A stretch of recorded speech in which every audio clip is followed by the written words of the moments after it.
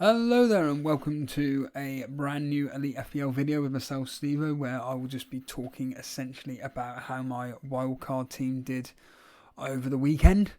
And I'll be just quickly going through the Members League, YouTube League and the Rivals League. Just look at the players that are top, basically. Harry, FPL tips. How are you allowing this? But this video is going to be as usual. Chat for God knows how long I can be bothered. As ever, this is going to be going out on premiere today. I'm going to be releasing it now at 9 o'clock. So hello to all you guys that are watching live right now. I always find it funny though whenever I choose to kind of like tune in on the premiere and I see people going, "Is this guy live? Is this live?" Obviously not. So if you are doing that right now, you're a moron. So this particular week that's gone by, I haven't been in London whatsoever, hence the layout back to reality. And what I always find ironic as well is that the videos that I do on a mobile phone...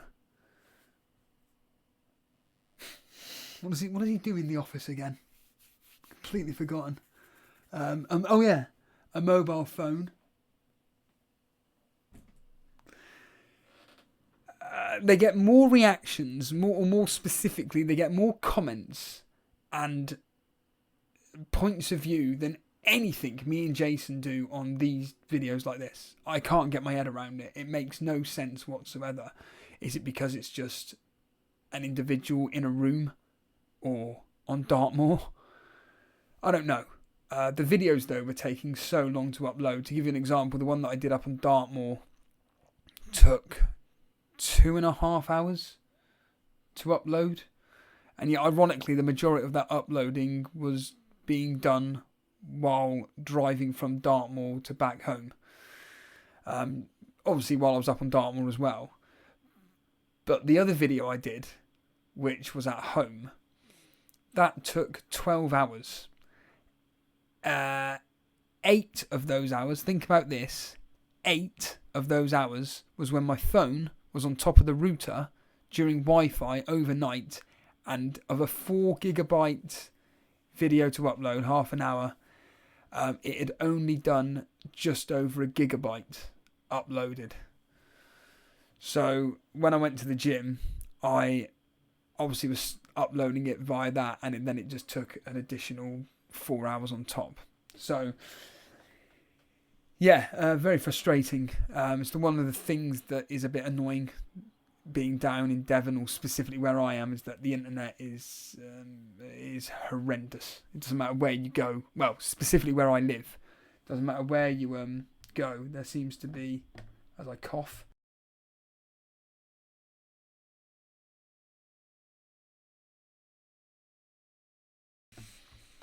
there doesn't seem to be any internet coverage whatsoever. Very strange. And it was funny because in the local paper it was saying how they are going to be going through an 8-year plan to be installing electric car portals to charge a car. And I was thinking, specifically where I live, I can name you 10 in this area alone. It is quite funny knowing how far behind the times are Devon is, but whatever. And I'll do my classic line. What's this got to do with your wild card, Steve-O? Nothing at all. It's something that I always find quite interesting, funny enough, whenever I hear, for example. In fact, why I'm doing this now at 3:35 in the afternoon on Monday is because I've just been listening into FPL Casual stream with Armour, Mel and Dre Zera. And because of the way, excuse the pun, because of the casual way they do their streams and everything, let's be honest here, it's very similar to this, to be honest with you. I'll be blunt with you, I actually find it more interesting when they talk about anything but fantasy football. I do find it quite interesting. I apply it to anything, if I'm completely blunt with you.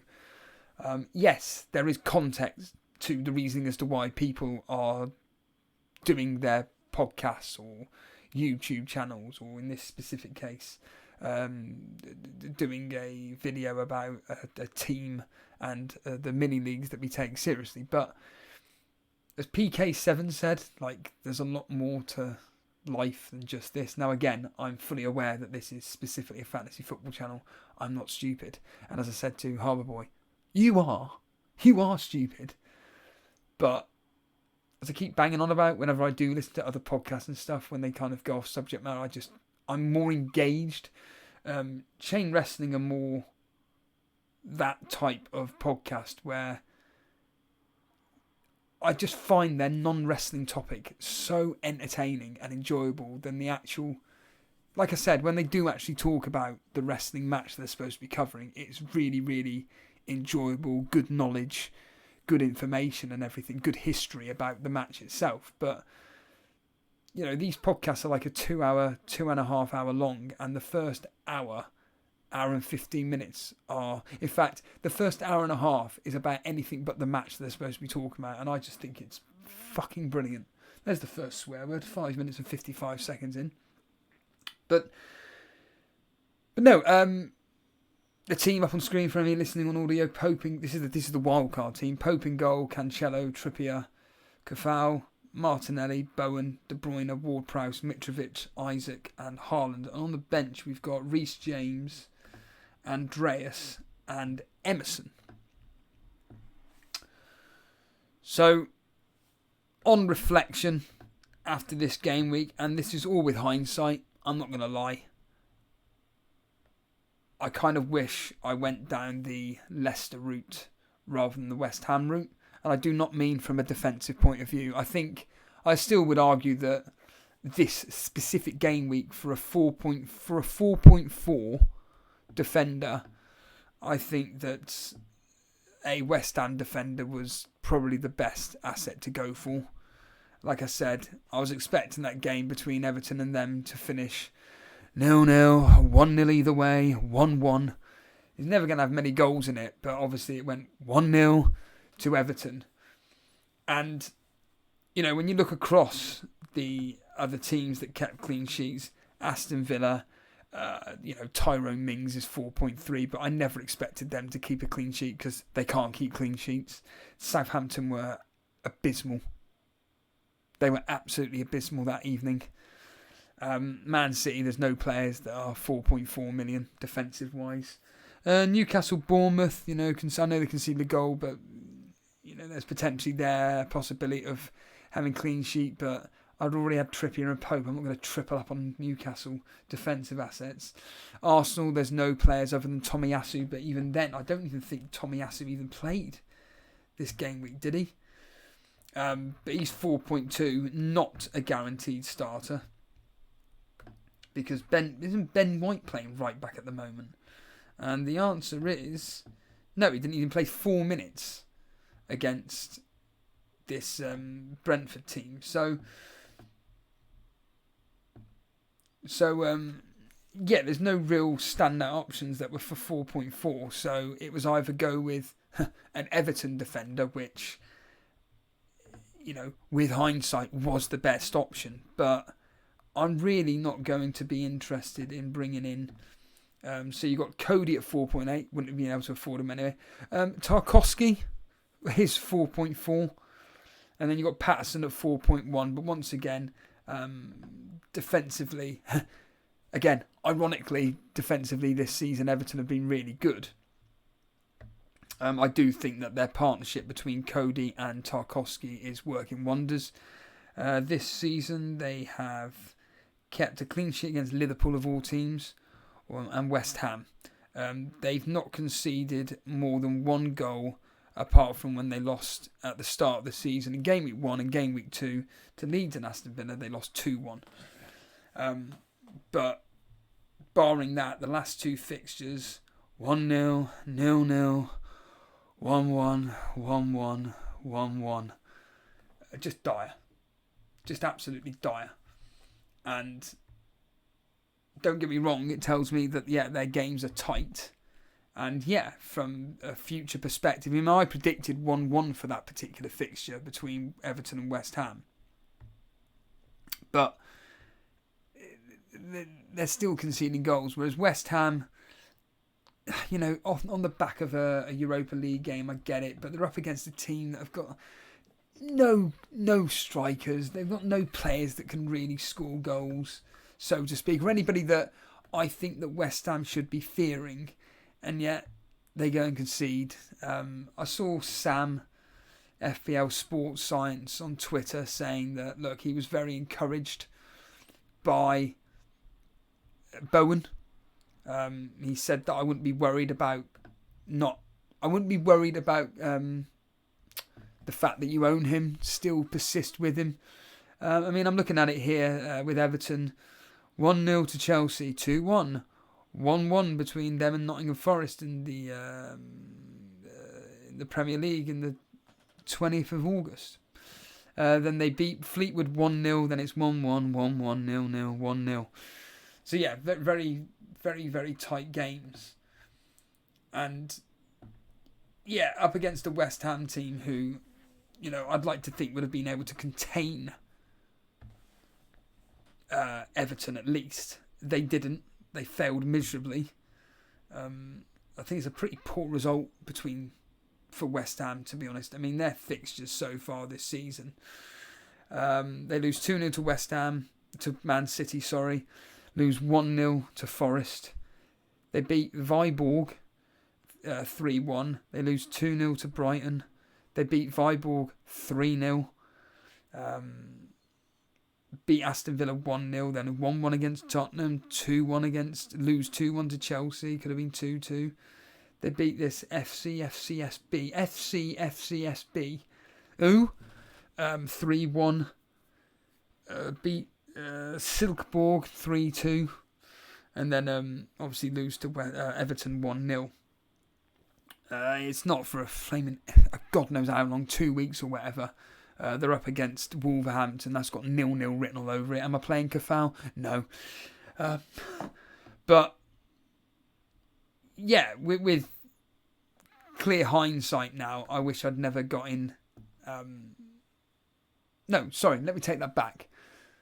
I'm glad I got in Cafal. There was reasons behind it, but I think from the Bowen point of view, I'd wish I'd gone down the route of Maddison. It was just literally, as I said to the other day in the video, it was literally just the fixture that turned me off. Tottenham away. Yes, Tottenham are leaky, but I just thought off the back of really poor performances for Leicester, I thought this would be quite a cruise. Even though I expected Leicester to score, we never expected that game to go the way it did. And then, of course, we look at Forest. There's a reason why I said that, because their next game is Forest. Leicester's fixtures next. Nottingham Forest, Bournemouth, Crystal Palace, Leeds. Apart from Crystal Palace, 3 teams there that concede lots of goals. Maddison's the main man for, I was going to say Chelsea then, for Leicester. Whereas with Bowen, no form whatsoever. Wolves at home. Fulham at home's a good fixture, and Southampton away. They are very good fixtures, but with the way they're, both teams' form, Leicester and West Ham, is abysmal. Let's not beat about the bush here. They are both in absolute dire straits. In fact, to give you an example of how bad they are at the moment. So, Leicester, bottom of the table, lost the last 6 fixtures. West Ham, on the other hand, have lost 4 out of the last 6. And, yeah, it's terrible. No, West Ham 18th in the league at the moment. 1-1, drawn 1, lost 5, conceded 9 goals. Whereas Leicester scored 10, conceded 22. And yeah, they're scoring goals. And like I say, with hindsight, it's all I wish I'd gone with Maddison. It makes complete logical sense. But, you know, I saw a couple of people on Twitter that I haven't muted from an FPL perspective. And, you know, I was speaking to Dan yesterday on a long walk. And, gay.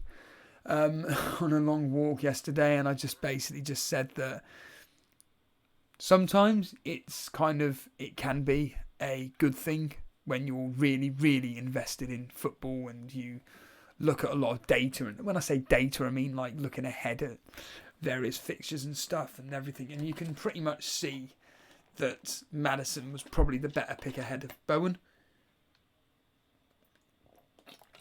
You've then got the likes of Newcastle, who Isaac's a perfectly good pick. I had a choice between him or Jesus. I mean, Isaac outscored Jesus, but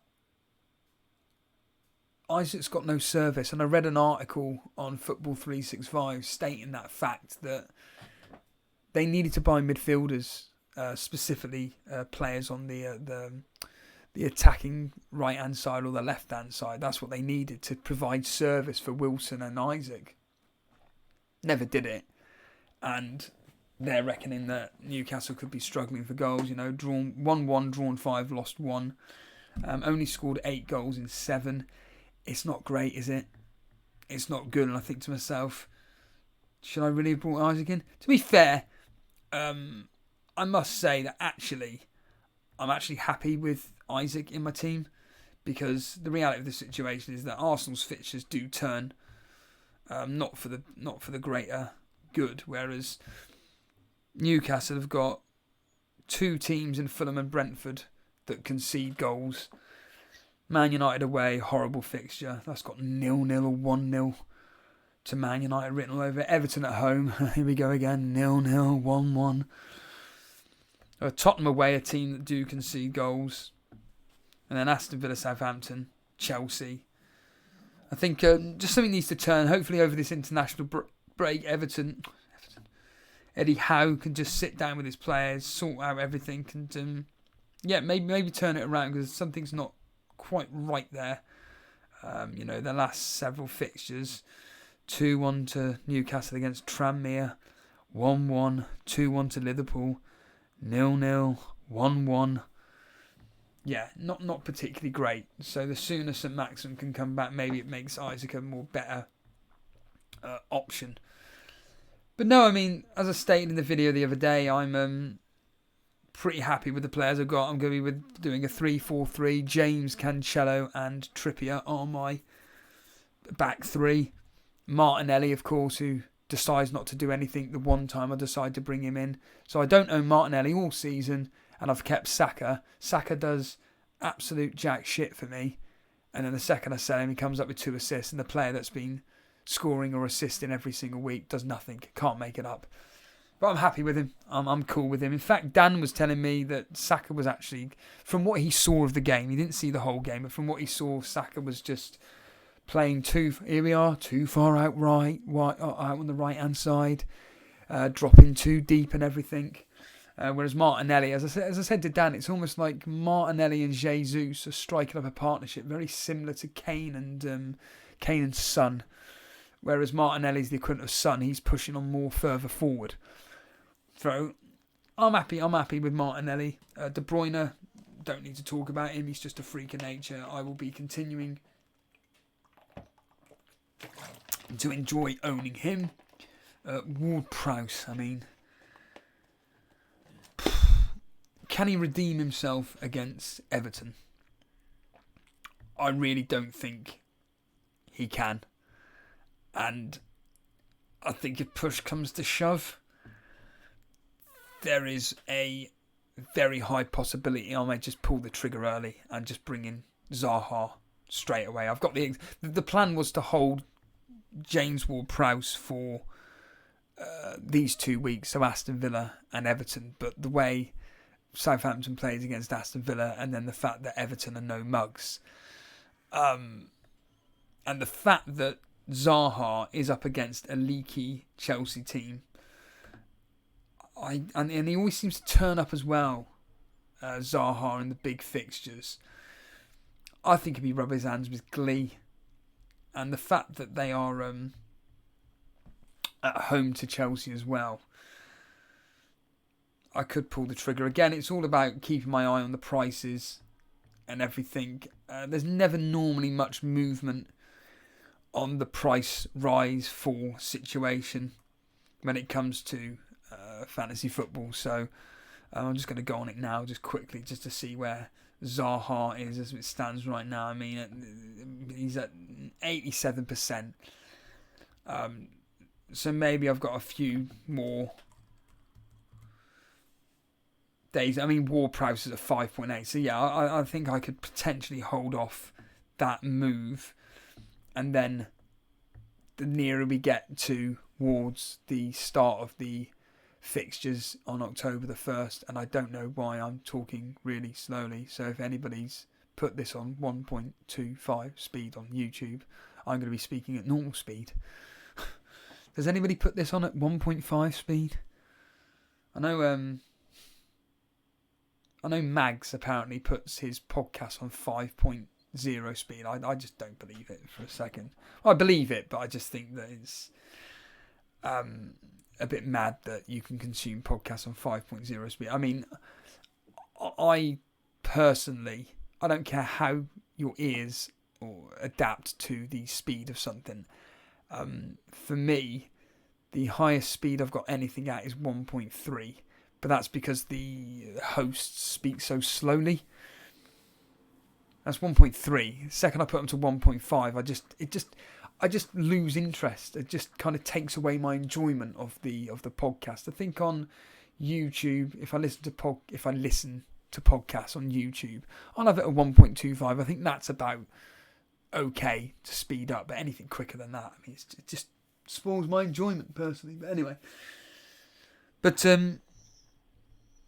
yeah. So Zaha would be the guy that I'd be looking at. Well, I've always been looking at him to bring in, but it's bringing him in earlier than normal. Bowen can stay for now.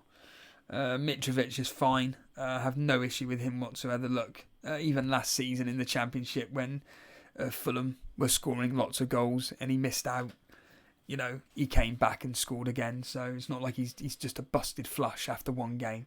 Although I will say this, though, some tosser on Twitter. You know, on Twitter when you can go on the search menu. Sorry, not the search menu. It's the For You menu where the trending section is. I always like to go on the For You section. When you scroll to the bottom, most of the time it's normally wrestling. I don't know why it comes up with wrestling stuff.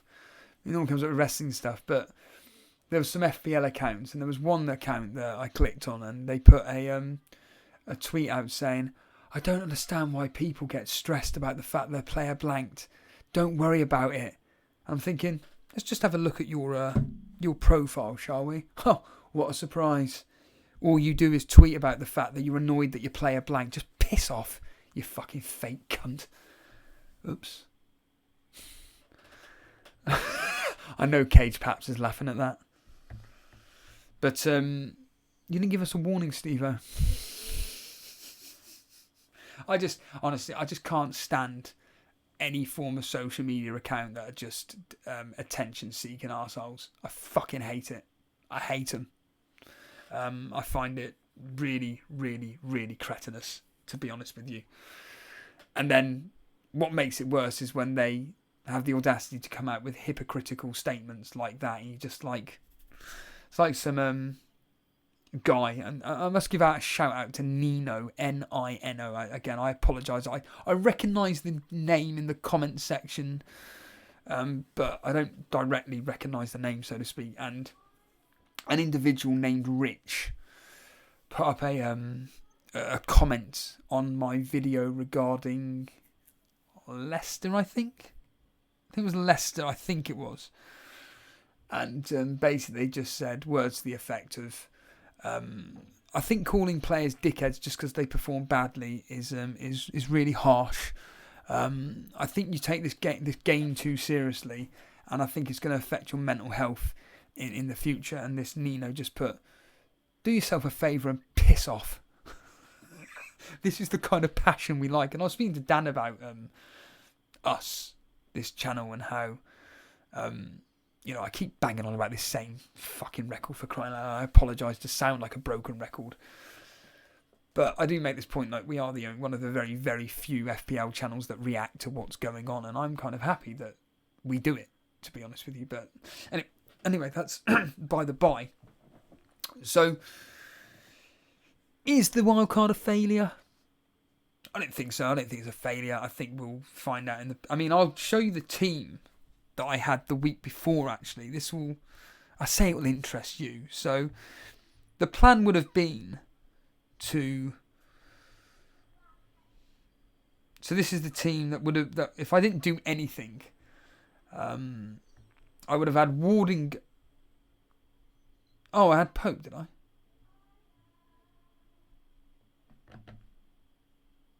that my team? What's this? Oh wow, that's actually taking me to my How weird. Is that right? Okay, well that what a weird mistake that is. That's the team that I initially had as a wildcard. That's my original wildcard team. Pope, Trippier, Trent. This is, by the way, for people wondering what the fuck. Essentially, I hit the wildcard button on game week 7 on Saturday evening, I think. Hence why I've got Trent and Sinistera and Gross. But then obviously we had the postponements. So I had Pope, Trippier, Trent, James, De Bruyne, Gross, Sinistera, Martinelli, Mitrovic, Jesus and Haaland. Well, anyway. And on the bench I had Dalot, Andreas and Nico Williams. Anyway. So this is the team that I had in game week 6. Is that right? Game week 6? Game week 7? Oh, I don't have a flaming clue. So I would have had Henderson in goal for this. This is for game week 8 that's just gone. Henderson in goal. Cancelo, Stones, Nico Williams, Saka, Kulusevski, Haaland. So I'll have had 8 players playing. Don't even bother asking me what I've done. I probably would have got Robertson for definite. I would have replaced him with Kafau. God knows who. But yeah, as you can see, Kulusevski turns up, gets an assist. Saka, 2 assists. Cancelo, Stones would have got me a clean sheet. I definitely would have done Salah out. Salah for definite. Oh no, I wouldn't have done because I wouldn't have had... It would have been for De Bruyne, but of course I couldn't have done that. Yeah, so I don't know what I would have done with this team if I wasn't wildcarding, but the point being is I did hit the wildcard button in game week 6, 7, 8, 9, whatever it fucking is. But yeah, as you can see, it's a much more stable team now that I've got, and yeah, I'm relatively happy with it. So, moving on to the YouTube chat league, which is what you guys should be part of. And so on top, as I just quickly go onto my screen here, which of course I haven't done, we do have David Foster on top. Usual faces here: Harry Hallowell, Madeline Tudor, Brendan Saunders, Top Tim, John Harris, John McEwen, aka FPL Spar. Statman's doing well, Kevin, that's good to see. Dread FPL. FPL Maestro, bloody hell. You're right up there, 9th, joint 9th with Dread. And then, 10th 3, and there's Matthew Zaishi. But David Foster, 60, bloody hell. Brendan Saunders with 91 points. Sorry, David, we'll come to your team in a minute. That is ridiculous. Jesus. He had Son. What the fuck? What the fuck's going on? That's a lock stock reference there. Jesus Christ. So we had Edison in goal. Mings. Is this a free hit? Let me just have a quick look. I bet it's a fucking free hit. Yeah, it's a free hit. Edison in goal. Trippier, Mings. Who the fuck thinks, I'm going to bring in Mings, Aston Villa against Southampton? Tosser. Can't be calling people tossers these days. You can. Perisic, unfortunate with that 2 goals conceded, yellow card, considering he got a bloody assist. Almiron. Bailey. Jesus Christ. De Bruyne. Yeah, makes sense. I mean, I would have tripled up on... Oh, yeah, he did. Tripled up on Man City, which he did. De Bruyne's Son. I mean, I can't believe... You must have heard me speak about that on the preview show, Brendan, to say that Son is my gut feeling captaincy choice, but Son 19 points, Kane captain, Haaland and Isaac 91 points. That equates to him being 161,000th in the world. But David Foster, who is top of the YouTube league, he is doing exceptionally well. I'm pretty certain he went top this week. I'm pretty certain he's a new player that's just come up top. And he's another one that's hit his Wildcard. So this is a Wildcard team. And he is a West Ham fan. He did play Maddison. So we got Maddison on his Wildcard team. He's gone with Pope in goal, Cancelo, Digne, Trippier, Bowen, Maddison, Martinelli, De Bruyne, Mitrovic, Haaland and Isaac. So that team is identical to mine apart from Digne against Reece. In fact, on his bench he's got Reece James, Patterson. Flaming out, man. So he's got the same back four as me in Pope, Cancelo, James and Trippier. His midfield is exactly the same as mine, apart from I've got James Ward-Prowse, he's got Maddison. That's it. So James Ward-Prowse against Maddison, that's it. Wow. Okay. Good luck to you, David, because you're going to be doing shit from now on. David is 44,000th overall rank. He is 12 points clear of Gary Halliwell. The gaps are slowly becoming bigger. The top four in this mini league are covered by 15 points. So Brendan Saunders, that is fourth, 15 points against behind David. And yeah, the top three though, I mean second, third and fourth are covered by 3 points. The top 10 from Jordan FPL Maestro up to Gary is 20 points. I mean, you could apply this to all leagues really. Lots and lots of leagues are looking very, very similar. As we look at the Rivals League, okay, David Foster's still top. So David Foster's top of the YouTube League and the Rivals League. Got a few different faces though in the Rivals League though, which is good. That are in and around the top places. That's the Members League. Rivals League's there. So David Foster, like I said, is top. We've then got CA United second. He is 11 points behind David. You then got Kazali, who's third. Dally Pool's doing very well this year. Fourth. Again, 15 points. You've then got MCFC Ryan, who is also on 460 points. Jordan Leopard, 458. I mean, it's all very, very tight in the top 10. Sultan Saeed's just outside 11th. Outside the top 10 at 11th.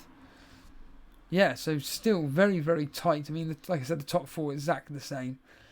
Covered by 15 points. And in the Members League, so we've got FPL Tips, who is absolutely, well, he's got the most points. He's got more than David Foster. And he's doing really well, isn't he, Harry? Harry's doing exceptionally well this year.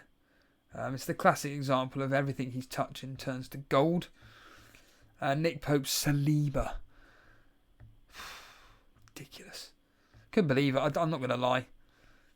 When I saw... So he's 33,000th, Harry. That's incredible. I am going to use the C word again. So basically, I saw Dan had Saliba in his team, and when I saw it, I was just like, you fucking cunt. But You can't be saying that, though. Take the game too seriously. It's affecting my mental health. So Harry's team looking really good. Well, brilliant team for this week. Saliba, Patterson, Cancelo, Trippier, Martinelli, De Bruyne. Well, it's the front three. I mean, Jesus, Haaland. Then on the bench, Trent's coming in for Patterson. You've then got Harrison coming in for Andreas, / Gross coming in for Andreas, depending on the fixtures. Obviously, Leeds' next fixture is pretty favourable. They are at home to Aston Villa, really good fixture there, whereas Brighton are away at Liverpool. So yeah, he's got the strategy down to a T. And again, when you're kind of involved deeply with fantasy football, again, there's nothing wrong with this. This is why players like Harry are doing so well. At the end of the day, he's 33k out of 10 million. 10.5 million people play this game, and he's 33,000th. Just makes you sick. Second spot, David Worthington. He is only 11 points behind Harry. Madeline Tudor there, Kazali, same names there. Brendan Saunders, Dally Pool, Top Tim. Anurag's doing well this year. He's 11th in the Members League. Doing really well. So, yeah. Dread's another one that played his free hit. Came out of it with 67 points. He also captained Kane. So just like Brendan Saunders, although Brendan, like I say, has smashed it, picking that Son pick. I mean, like I say, my gut instinct was to captain Son this week. And it's paid off. I mean, could I do it now? What does my gut say regarding captaincy for Game Week 9? Really? My immediate thought process that I saw was Jamie Vardy. Nottingham Forest at home. They're going to batter him. Nottingham Forest are a joke. And I really do think that Leicester could turn over Nottingham Forest if they actually show the form that they can do. So that's my immediate gut instinct. In fact, yeah, that is my immediate gut instinct reaction. Jamie Vardy. Daka. Wasn't really impressed by him. He had a few good opportunities. Lloris pulled out a wonder save. Not gonna pretend that he didn't.